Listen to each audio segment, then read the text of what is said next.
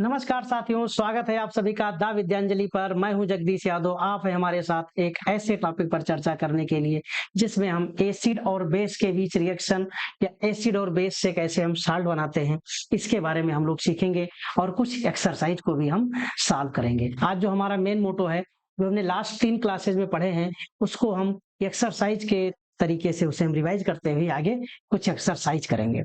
और उस एक्सरसाइज में हम आगे की ओर बढ़े इससे पहले हम थोड़ा सा रिवीजन लेते हैं। अगर हम अपने लास्ट सेशन को अगर हम देखें, तो लास्ट में हम लोगों ने खूब अच्छे से पढ़ लिया था आयंस के बारे में, और आपको एक छोटी सी लिस्ट भी दी गई थी। वहां पर आपने खूब आयंस देखे थे, और आयन में आपने देखा था कि आयन दो प्रकार के मिले थे। एक आपका कैटायन जिस पर पॉजिटिव चार्ज होता था, दूसरा आपका होता था एनायन जिस पर निगेटिव चार्ज होता था। ऐसी स्थिति में हम लोगों ने दो प्रकार के आयंस देखे थे। अब ये जो आयंस हैं, ये आपस में मिलकर के क्या करते हैं, कैसे करते हैं। इसमें से एक बात और आप ध्यान रखिए, थोड़ा सा समझने में बहुत फायदा रहेगा। अगर हम वाटर की बात करें, वाटर H2O, इसमें भी अगर हम ध्यान से देखें, एक्चुअली ये तो कोवैलेंट कंपाउंड है, लेकिन फिर भी इसको समझने के लिए इसमें होता है आपका H प्लस और इसमें होता है आपका OH माइनस। इसको आप ध्यान रखें तो भी हमको हमारे लिए बहुत फायदे की चीज होगी। जैसे आपने जो लिस्ट देखा था, उस लिस्ट में आपको तमाम तरह से कैटायन मिलते होंगे और तमाम तरह से आपको एनायन मिले होंगे। अगर वो एक कोई भी नॉर्मल कैटायन किसी नॉर्मल एनायन के साथ आप उसे जोड़िए और जोड़ करके उसके चार्ज को आप बैलेंस कीजिए, चार्ज को इक्वल कीजिए, काउंटर कीजिए, न्यूट्रलाइज कीजिए। ऐसी स्थिति में जब एक कैटायन और एनायन आपस में मिल रहे होते थे तो क्या बन रहा था, साल्ट। सकते वहां नॉर्मल दूसरे कैटायन में हम देखेंगे तो समझ जाएंगे। और अगर आपके उस कैटायन, आपने जो डिफरेंट टाइप के जो कैटायन पढ़े हैं, उनमें से H प्लस OH माइनस को छोड़ दिया जाए, उसके बाद जितने भी कैटायन हैं, अगर उन कैटायन के पॉजिटिव चार्ज को अगर हम OH माइनस से बैलेंस कर दें, बहुत ध्यान है, तो वो आपके एक्चुअल बनेंगे हाइड्रोक्साइड बन जाएंगे। क्या बन जाएंगे, हाइड्रोक्साइड। जिस कैटायन के साथ जोड़ोगे उसका हाइड्रोक्साइड बनेगा, और ये आपका है बेस। अगर मेटल आयन के साथ जोड़ दिया है वो मेटल हाइड्रोक्साइड है, या जिस किसी के साथ आपने जोड़ा उसका हाइड्रोक्साइड बन जाएगा, और उसका जो नेचर होगा वो क्या होगा, बेस होगा। ठीक इसी प्रकार से अगर हम कोई एनायन है, उस एनायन को, क्योंकि एनायन पर होता है निगेटिव चार्ज, अगर हम उसको बैलेंस करने के लिए H प्लस जोड़ देते हैं, और H प्लस जोड़ने के बाद में जो बनेगा वो आपका एसिड होगा। इसका मतलब कैटायन और एनायन से साल्ट बनता है। कैटायन के पॉजिटिव चार्ज को अगर हम हाइड्रोक्साइड आयन से बैलेंस कर दें तो बेस मिलेगा। एनायन के निगेटिव चार्ज को अगर हम H प्लस से बैलेंस कर दें तो एसिड मिलेगा। कितना हम लोग अच्छे से समझे। थोड़ा सा अगर हम और डिटेल में बात करें, तो अगर हम आयन कोई ले लें, आयन भी आपने तमाम तरह से देखा होगा। चलो हमने मान कर लिया Cl माइनस, हमने ले लिया साइनाइड Cn माइनस, हमने ले लिया NO3, हमने ले लिया SO4-2, हमने ले लिया SO3-2, हमने ले लिया S-2। ये हमने ले लिया, ये हमारे अपने कॉमन एनायंस हैं। अगर हम इनको ध्यान से देखें, इस पर एक निगेटिव चार्ज है, तो अगर हम इसके निगेटिव चार्ज को हाइड्रोजन से बैलेंस करें तो आपका बनेगा HCl। इसको हम क्या बोलते हैं, हाइड्रोजन क्लोराइड, या फिर इसको हम बोलते हैं हाइड्रोक्लोरिक एसिड।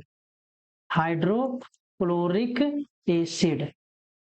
अगर इस Cn माइनस, जिसका नाम साइनाइड है, अगर इसको हम हाइड्रोजन से बैलेंस करें तो ये आपका हो जाएगा HCN। वैसे आपको कहना है हाइड्रोजन साइनाइड बोलिए, हाइड्रोजन साइनाइड, और नहीं तो ये आपका है हाइड्रोसाइनिक एसिड। Hydrocyanic acid. अगर आपका नाइट्रेट है तो नाइट्रेट पर एक निगेटिव चार्ज होता है, इसके अगर चार्ज को बैलेंस करो तो आपका बन जाएगा HNO3, जिसको आप बोलेंगे नाइट्रिक एसिड। कोई दिक्कत। सल्फेट हमने खूब सिखाया था, 8 टाइप का आयन है कि क्या है, SO4-2 सल्फेट। अगर इसके ऊपर -2 है, अगर चार्ज बैलेंस करें एस से तो बन जाएगा आपका H2SO4 और ये आपका हो जाएगा सल्फ्यूरिक एसिड।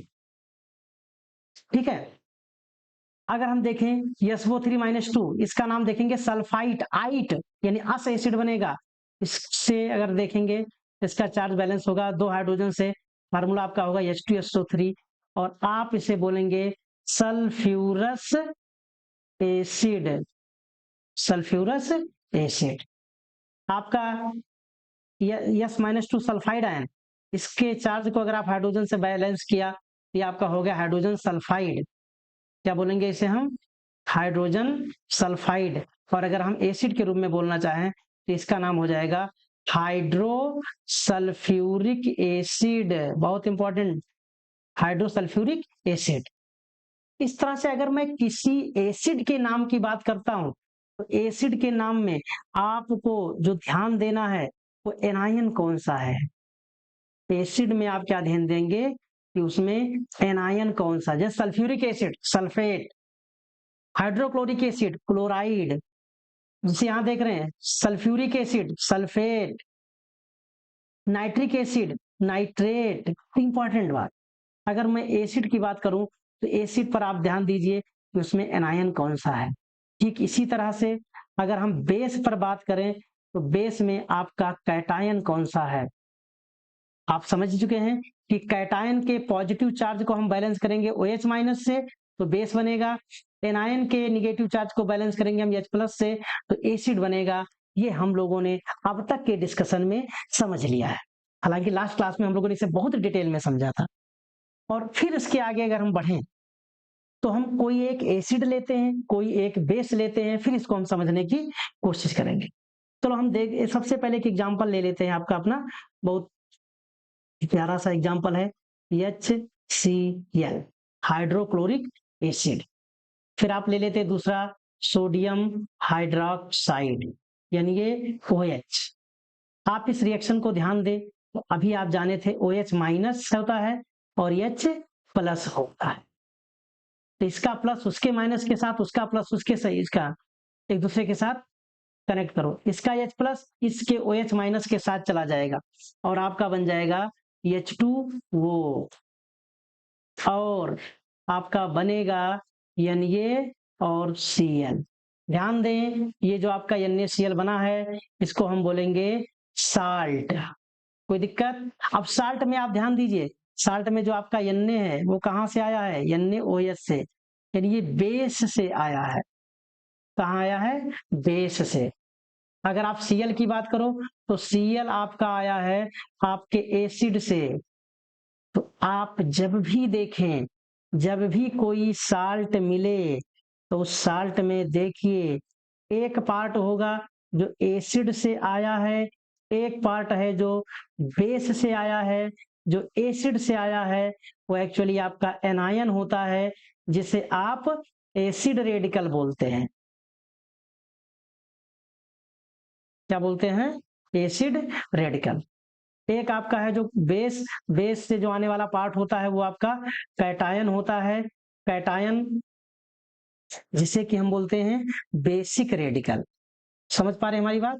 तो इस तरह से जब भी कोई साल्ट बने तो उसमें आपको देखना है कौन किससे आया है।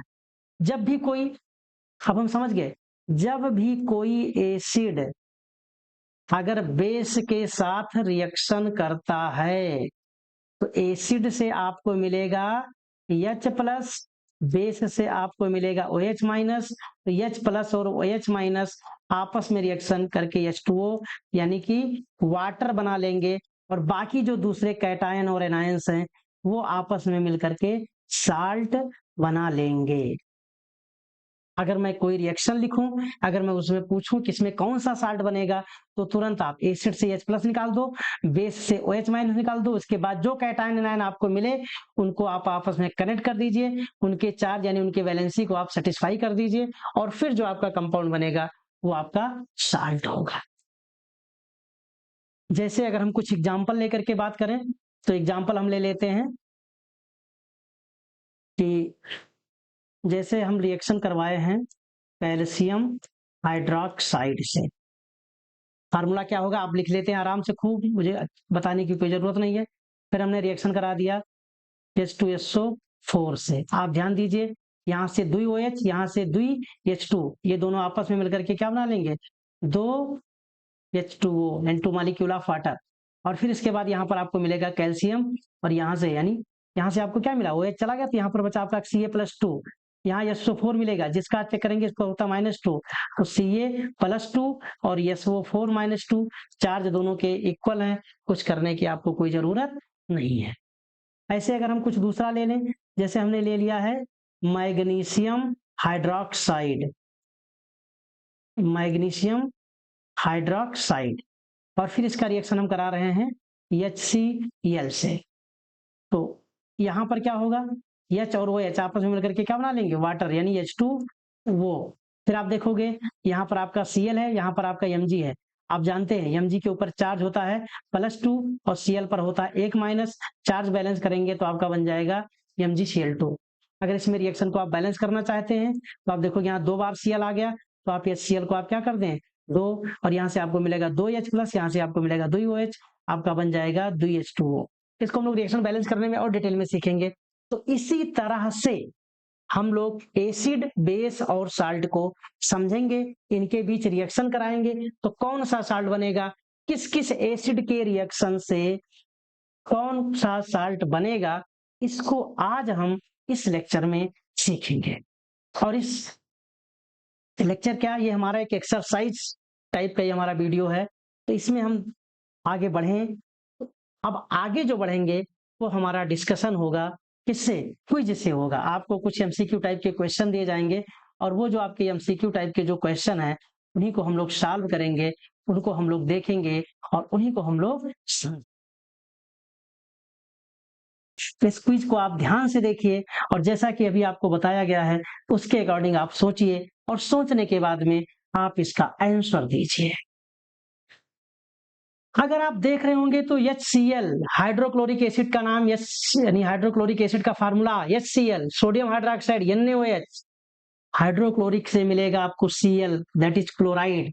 सोडियम हाइड्रोक्साइड से आपको मिलेगा सोडियम, जो साल्ट बनने वाला है आप समझ ही चुके होंगे, क्या बनेगा, सोडियम क्लोराइड। बहुत सही।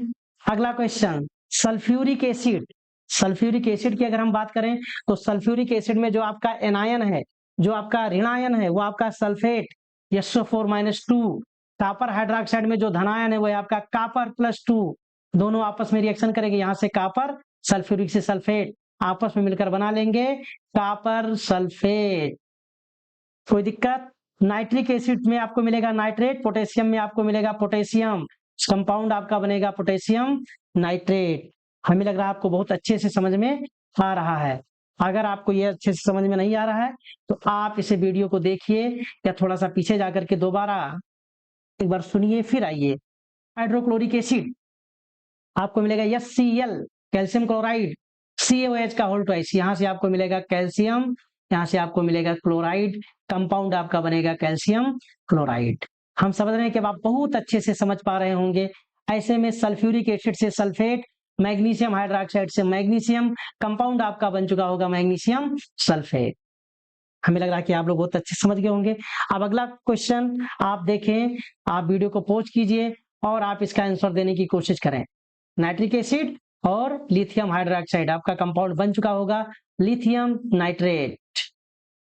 हाइड्रोक्लोरिक एसिड और lithium hydroxide, hydrochloric acid chloride, lithium से लिथियम, कंपाउंड आपका बना लिथियम क्लोराइड। अगला देखेंगे sulphuric acid, calcium hydroxide, sulphuric acid sulphate, calcium hydroxide calcium, compound बना आपका calcium sulphate. Nitric nitrate copper, क्या बन जाएगा आपका कॉपर नाइट्रेट। कोई दिक्कत आपको? बहुत अच्छे से आप इसे देखिए और आप इसका आंसर दीजिए। देखिए मेरे दोस्तों, 10वां क्वेश्चन जो आपका है, hydrochloric acid magnesium hydroxide, hydrochloric acid chloride, magnesium hydroxide से मैग्नीशियम, कंपाउंड आपका बन गया मैग्नीशियम क्लोराइड। सल्फ्यूरिक एसिड से, सल्फ्यूरिक एसिड से बताइए क्या मिलेगा? बहुत सही, सल्फेट। पोटेशियम हाइड्रोक्साइड से आपने क्या बताया? पोटेशियम। कौन सा साल्ट बनेगा? Potassium sulphate. बहुत अच्छे। चलिए अगला क्वेश्चन की तरफ हम आगे बढ़े। अगला क्वेश्चन हमारा है नाइट्रिक एसिड और कैल्शियम हाइड्रोक्साइड। समझ चुके होंगे, कैल्शियम नाइट्रेट। चलिए बहुत सही। अगला क्वेश्चन आप लोग जवाब दीजिए। आप लोगों ने जवाब दिया है बहुत सही, आप लोग बता रहे हैं। सही जवाब आपका है हाइड्रोक्लोरिक एसिड और पोटेशियम हाइड्रोक्साइड से आपका कंपाउंड बन गया है पोटेशियम क्लोराइड। और आगे बढ़ें, और आगे बढ़ते हुए आप लोग देखेंगे अगला क्वेश्चन। जो आपका अगला क्वेश्चन है सल्फ्यूरिक एसिड और लिथियम हाइड्रोक्साइड। समझ चुके होंगे क्या बनने वाला है? Lithium sulphate. किसी को कोई दिक्कत? हमें लग रहा है किसी को कोई दिक्कत नहीं है।